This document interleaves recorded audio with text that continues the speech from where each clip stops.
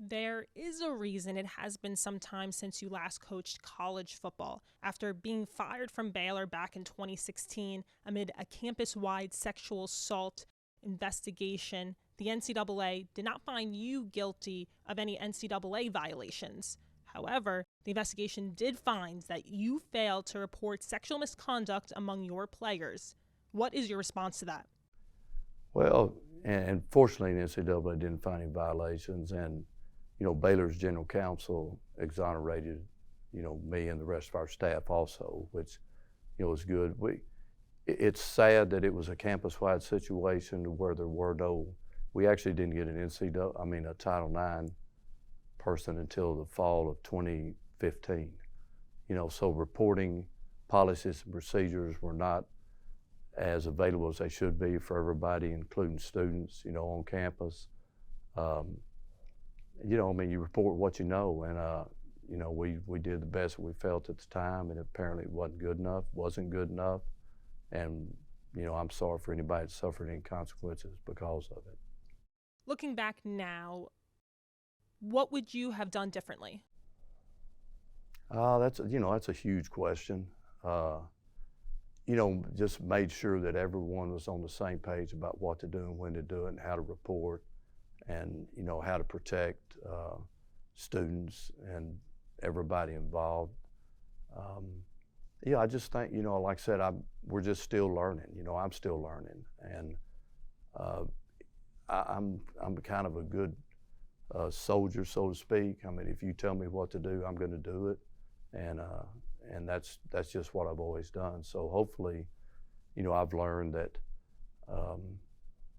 people need to recognize the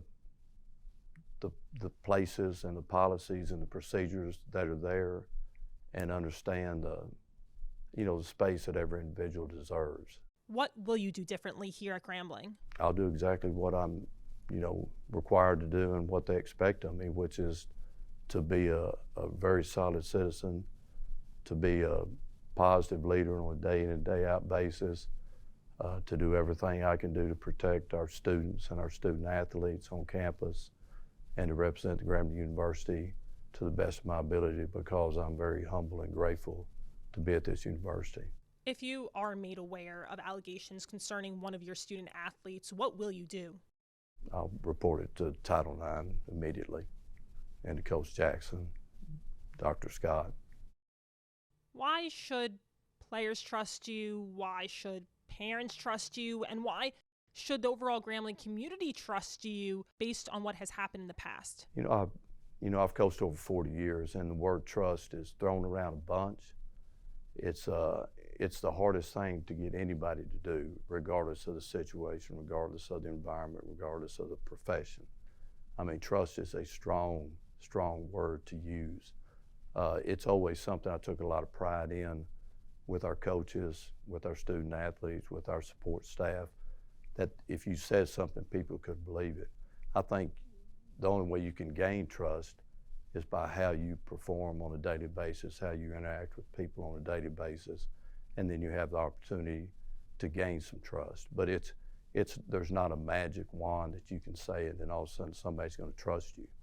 You have to earn that trust, and that's certainly what I'll do on a daily basis at Grambling University.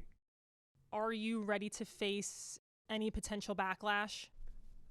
I don't guess you're ever ready for any backlash, but when you face it, you just face it head on, and hope that people look at the person and give the person an opportunity to prove themselves.